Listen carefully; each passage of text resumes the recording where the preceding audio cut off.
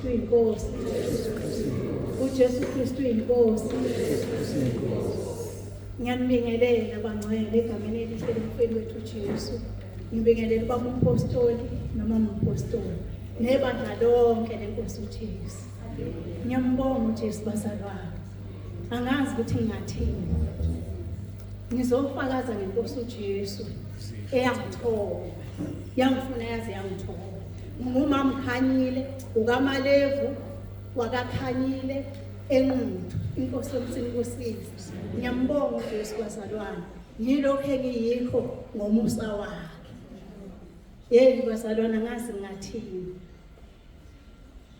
Njengamanje bazalwane nje engqondweni yami kunalolo valo nje lokuthi hayibo sekuseduze la siyakhona.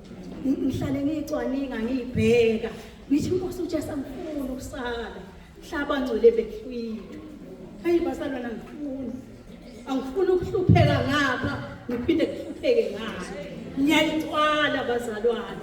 Usuku nosuku ngifune ngivele ngibheke makushona ilanga ukuthi inkosi ngenze kanjani kusukela nje kuqala usuku luzoliyophela maliphela usuku ngilwa nami ngicwaninga ngibheka ukuthi itholo likamoya ngoba zunani nje inkosi angabe ngoba zi-checklist yami lapha ngibona khona ukuthi ngikwenzile lokho makuphela usuku. Ngiyambonga uJesu bazalwane.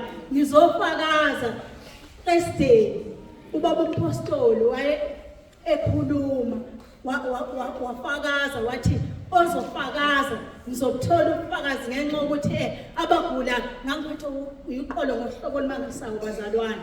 Kodwa ngiyambonga uNkulunkulu wavela uNkulunkulu wahamba ngomsa wakhe ethumela indodana yothando lwakhe waye wafika kwaba umpostoli wathi ngikhulekela abagulayo.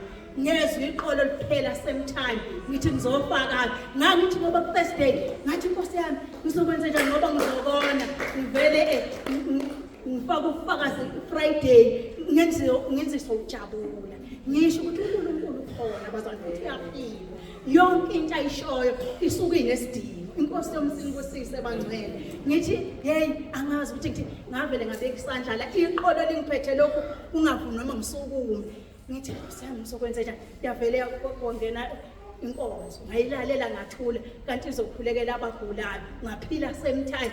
Ngavele over excited ngacishe ngafaka ubufakazi izolo ngathi ngithi no akufanele ukuthi mawujabule ezewona Jesu Kristu.